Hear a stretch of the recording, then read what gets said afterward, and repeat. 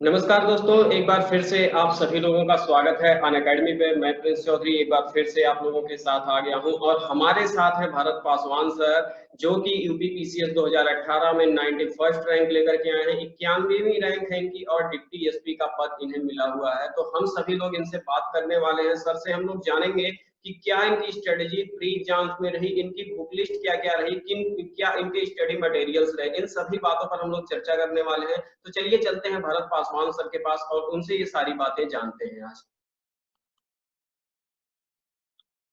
तो सर एक बार फिर से आपका स्वागत है। तो मैं आपसे सबसे पहले ये पूछना चाहूंगा कि आपकी प्री की स्ट्रेटजी क्या रही है इस एग्जाम के लिए, 2018 के लिए बेसिकली मैं जानना चाहूंगा।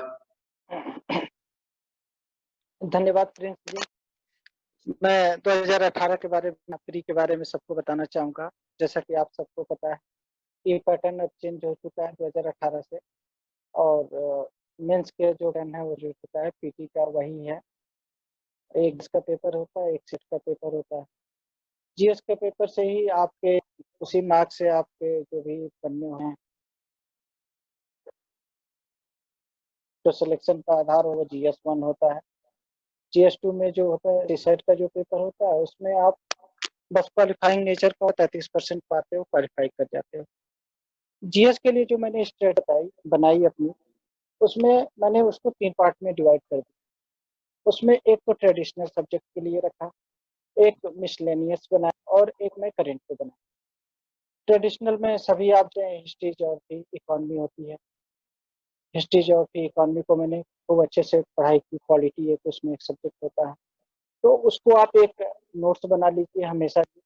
और प्लस इनके पुनरावलोकन, जो घटना चक्र पुनरावलोकन आते हैं, इनके सबके पार्ट आप अपने पास ले लीजिए और उनको खूब अच्छे से नोट्स पे उसके कई बार रिवीजन कीजिए। Revision is important. आप जितनी बार रिवीजन करेंगे उतनी बार फैक्ट आपके दिमाग में जाएंगे और अच्छे से आपके दिमाग में उसको कंटेस्ट कर पाते हैं।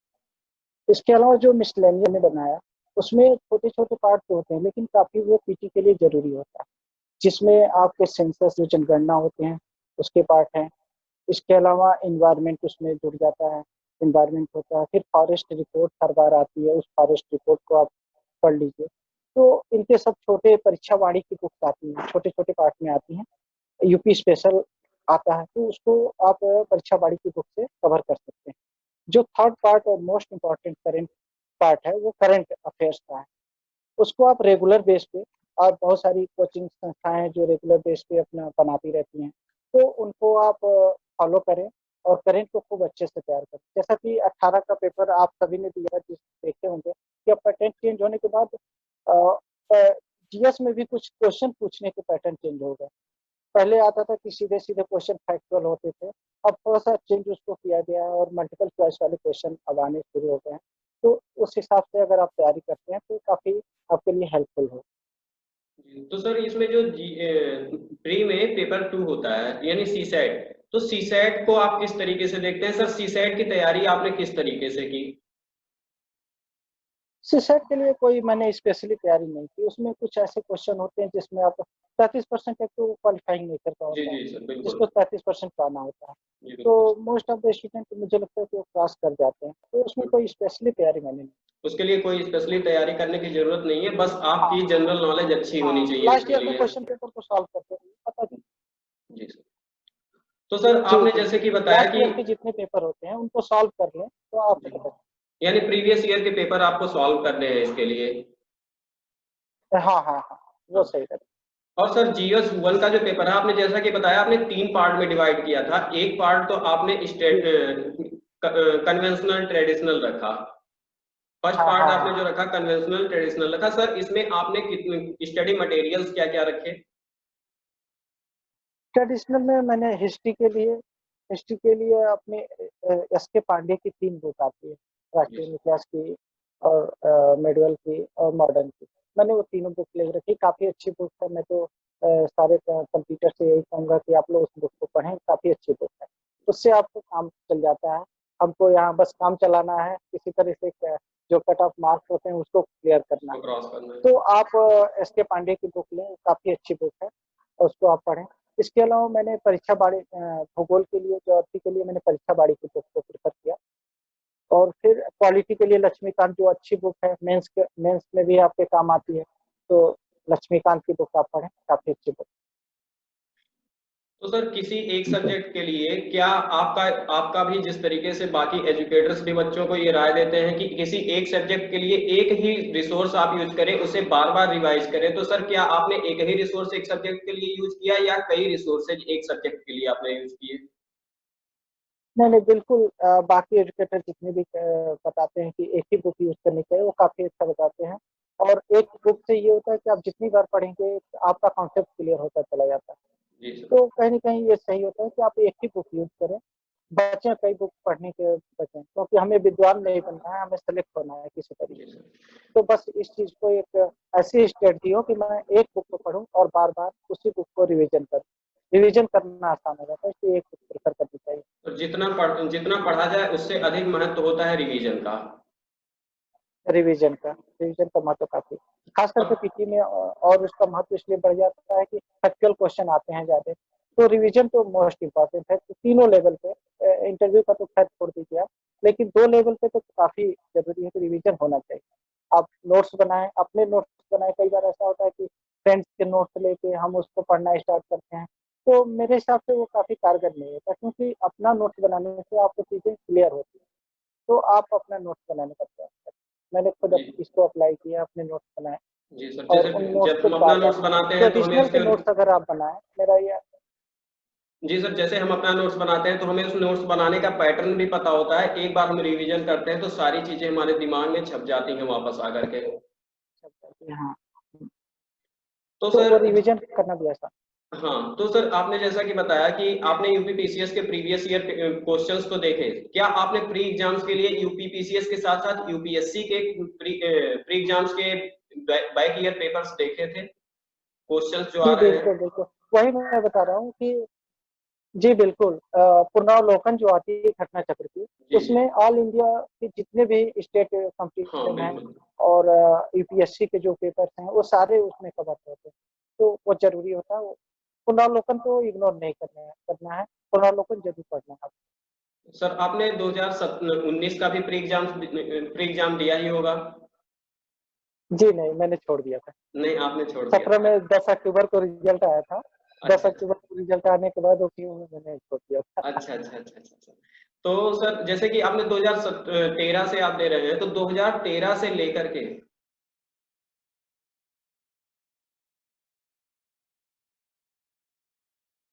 सॉरी, हाँ हाँ, स्टार्ट कर। कोई बात नहीं सर। जैसे कि आप 2013 से अटेम्प्ट दे रहे हैं, तो 2013 से लेकर के 2018 तक सर क्वेश्चन के नेचर में चेंज क्या आया? आपको क्या लगा कि क्वेश्चन का नेचर ऐसे बदला हुआ है 2013 से 2018 के बीच में? जी, बहुत अच्छा आपने क्वेश्चन किया प्रिंस जी। ये क्वेश्चन का नेचर पकड़ना हमें काफ़ी ज़रूरी होता है, जी सर। क्योंकि पिछले 2013 से लेकर 2017 तक तो मैं नहीं कहूँगा कि बहुत चेंज हुआ है। 2013 से 2017 के बीच में काफ़ी सिमिलर रहते, लगभग एक ही टाइप के क्वेश्चन आते रहे। लेकिन 18 में और 18 के बाद मैं पेपर तो 19 का नहीं दिया, लेकिन मैं देख रहा हूँ 19 में काफ़ी ऐसे क्वेश्चन थे जो मल्टीपल चॉइस के क्वेश्चन। 18 में भी अभी उतना चेंज नहीं हुआ था, लेकिन 19 के पेपर में आप जब देखेंगे तो मल्टीपल चॉइस के ज़्यादा क्वेश्चन आ रहे हैं। लगभग यूपीएससी के पास यूपीपीएससी पहुंचना चाहता है। तो इस स्टैंडर्ड को ध्यान में रख के हमेशा हमें तैयारी करनी और अपने कॉन्सेप्ट को क्लियर रखना है कि हम किसी भी लेवल पे जब पढ़ाई करें तो वो एक लेवल बना रहे, एक क्वेश्चन का पैटर्न हमारे दिमाग में चल रहा है कि अब यूपीपीएससी भी उस टाइप के क्वेश्चन पूछने लगा है जैसे कि यूपीएससी पूछता तो यानी कि जैसे कि अवधारणा पहले ये थी सर एस्पिरेंट के मन में, यूपी पीसीएस के जो भी छात्र थे, कि आपको फैक्ट सारे रट के जाने हैं प्री एग्जाम्स के लिए। है। जी लेकिन अब वो जी अवधारणा यानी बदलने की जरूरत है कि आपको फैक्ट के साथ साथ कॉन्सेप्ट को भी क्लियर करके प्री एग्जाम देने जाना है। जी जी बिल्कुल। एक चीज़ और मैं इसी के साथ आपको बताना चाहूँगा जी कि अक्सर ये होता है कि लोग सोचते हैं कि चलो मैं यूपीपीएससी का एग्जाम दूँ, तो उसमें रिवीजन कम होगा, लेकिन इस बात को मान के चलिए, रिवीजन जो होते हैं क्वेश्चन के रिवाइज काफ़ी करता है वो, कई बार रिपीटिशन रिपीटिशन कई बार करता है क्वेश्चन का। तो आप 30% तो क्वेश्चन मान के चलिए कि रिपीटिशन रहता है। जी सर। तो रिपीटिशन रहेगा, और एक को आप चेंज कर रहा है, मल्टीपल चॉइस वाले क्वेश्चन जो डाल रहा है उसको, ये ध्यान में आप रख के तैयारी करें, तो डेफिनेटली पीटी आपका क्लियर होगा। जी। यानी कि सर, तो सर आपने करंट के लिए क्या, कौन सी मैगजीन, ये सारी करंट के लिए कितने सोर्स आपने यूज किए, कितने रेफरेंस आपने यूज किए, और कौन सी मैगजीन आपने करंट के लिए यूज की, और या क्या आपने सेल्फ मेड करंट के लिए खुद से नोट्स बनाए? मैंने करंट के लिए तो खुद से नोट्स बनाए, कई यूट्यूब से देख-देख मैंने नोट्स बनाया और लास्ट में मैं दृष्टि का जो एक 6 महीने का कंपाइलेशन आता है, उसको मैंने पढ़ा है। बाकी मैं यूट्यूब से अपना नोट बनाता था। यूट्यूब से कोई भी किसी भी कोचिंग का उठा लिए, किसी भी कोचिंग का देख लीजिए करंट क्वेश्चन 10-12 क्वेश्चन दे ही देते हैं, तो मैं उसको नोट करता चलता था। उसी से मेरे करंट तैयार होते थे। क्योंकि मुझे जॉब करना था, मैं जॉब करके आता था, तो ऐसे किसी बुक को बैठ के पढ़ना सिर्फ करंट के लिए पढ़ नहीं पाता। तो मैं यूट्यूब को अपने कहीं भी देख लेता था आराम से और क्वेश्चन अपने खुद लिख लेता था। तो सर आज जो जैसे प्रिंटेड नोट्स बहुत सारे आते हैं मार्केट में, बहुत सारे प्रिंटेड नोट्स होते हैं, प्रिंटेड नोट्स और सेल्फ मेड नोट्स अगर दोनों को कंपेयर किया जाए तो एस्पिरेंट्स को क्या, किस चीज को अधिक प्रेफरेंस देनी चाहिए सर? देखिए सेल्फ मेड नोट्स जो जो होते हैं वो सबसे अच्छे हैं। उसका तो कोई किसी से तुलना ही नहीं की जा सकती। बिल्कुल सर। क्योंकि एक बार जब आप लिखते हो, वो आपके दिमाग में चली जाती हैं चीज़ें। फिर जब रिवाइज़ करते हो, तो फिर आपके दिमाग में जाती है। अगर आपने दो तीसरी बार रिवाइज़ कर लिया उसे, तीसरी चौथी बार कर लिया, तो वो हमेशा के लिए आपको याद हो जाती हैं चीज़ें और एग्ज़ाम में आपका काम चल जाता है। तो बस ये है कि आप सेल्फ मेड नोट बनाएँ। करंट के तो बिल्कुल आपको बनाने हैं। करंट बनाएँ, तो करंट के बहुत सारे ऐसे क्वेश्चन होते हैं जिसमें मैं हम लोग छाँटने लगते हैं कि ये आएगा, ये नहीं आएगा। ये भी ज़रूरी है, आपको छाँटना है। लेकिन मैक्सिमम चीज़ों को आप पूछने का ये प्रयास करता है यूपीपीएससी। तो आप इस चीज़ में अगर नोट्स आपके तैयार रहते हैं, तो वो रिवाइज़ करने में काफ़ी आसान है। तो अपने नोट्स खुद बनाएँ। तो बस ये करंट है। के लिए सर एस्पिरेंट्स को कितने, कम से कम कितने, एक या दो, कितने सोर्स यूज करने चाहिए कम से कम किसी एस्पिरेंट को करंट अफेयर्स के लिए? मैंने तो कई सोर्स यूज़ किए। जी। मैं किसी एक सोर्स से नहीं पढ़ता। मैं बताया जैसा कि आपको बताया कि मैं यूट्यूब से वीडियो देखता था, तो उसमें जो भी जैसे अक्टूबर के मान लो अक्टूबर महीने हो गए या सितंबर महीने का मुझे पढ़ना, तो सितंबर महीने का मैं कई वीडियो देखता था। जी। डिफरेंट कोचिंग के जो यूट्यूब पे वीडियो पड़े हैं, कई देखता था और सबके नोट्स लिखता था और जो रिपीटिशन होते थे उसको मैं छोड़ देता था। तो मान लीजिए किसी कोचिंग ने कुछ और एक बताया, फिर उसी कोचिंग ने दोबारा उसको बताया, तो उसको छोड़ के बाकी सब मैं नोट्स लिखता था। और इस वजह से मैं मेरा एक अच्छा नोट तैयार होता था और फिर करंट तो मेरा जल्दी गलत नहीं होता था, बहुत कम गलत क्वेश्चन थे। यानी कि डिजिटल एजुकेशन का जो आज दौर चल रहा है, ये डिजिटल एजुकेशन ने आपके सफलता में काफी अच्छी भूमिका निभाई।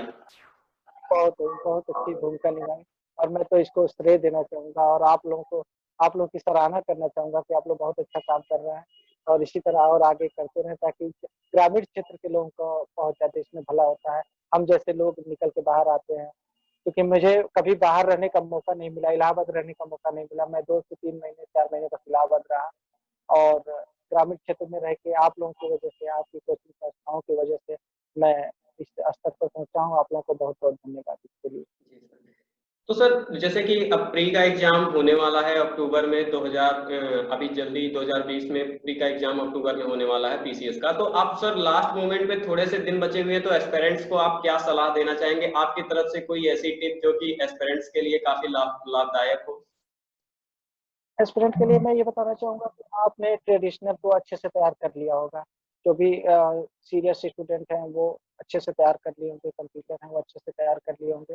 आप जो छोटी-छोटी चीज़ें हैं जैसे सेंसस अब क्योंकि बहुत पुराना हो चुका है तो वो अंदर अब घुस के पूछना चाहते हैं। वो रिपीटिशन वाले क्वेश्चन बार-बार नहीं पूछना चाहते हैं। तो सेंसस हुआ, फॉरेस्ट रिपोर्ट हुई, इन सब एनवायरनमेंट हुआ, इनको इग्नोर नहीं करना है, इनको यूपी स्पेशल है, इनको अच्छे से आप पढ़ लें। ये छोटे-छोटे हैं, आप 1-1 घंटे में इनको पढ़ सकते हैं। प्लस आपने जो भी नोट्स बना रखे हैं, उनका रिवीजन करिए। क्योंकि अब यही दौर है जिसमें हमको रिवीजन का महत्व पता चल रहा है। हम उतनी मोटी बुक को फिर दोबारा पढ़ नहीं सकते। तो हमारे जो नोट्स बन के हैं, उनको अच्छे से रिवाइज़ किया जाए और रिवाइज़ करके फिर हम बेहतर कर सकते हैं अपने एग्ज़ाम में। सर आपका बहुत-बहुत धन्यवाद। आपने बच्चों को प्री के एग्ज़ाम के बारे में बताया, जितने भी एस्पिरेंट हैं। तो लर्नर्स, आज के लिए इतना ही। प्री एग्ज़ाम्स के बारे में आपको भरत पासवान सर ने बहुत अच्छे से बताया, बहुत अच्छे से क्लियरिफाई भी किया, और इन्होंने आपको ये भी बताया कि आपके जो एग्ज़ाम्स हैं, आपको ढेर सारे रिसोर्स आपको यूज नहीं करने हैं, आपको लिमिटेड रिसोर्स यूज करने हैं, लेकिन उसका बार बार रिवीजन करना है। तो आज के लिए मेरे प्यारे साथियों इतना ही, मिलते हैं कल फिर एक बार हम मिलेंगे और मेंस एग्जाम के बारे में पूरी जानकारी भरत पासवान सर से लेंगे और बताएंगे कि इन्होंने क्या स्ट्रेटेजी यूज की, 2017 में इन्होंने कौन सी स्ट्रेटेजी यूज की, 2018 में इनकी स्ट्रेटेजी क्या रही है, ये सारी बातों पर हम लोग चर्चा करने वाले हैं। तो आज के लिए इतना ही। Thank you everyone, thank you so much.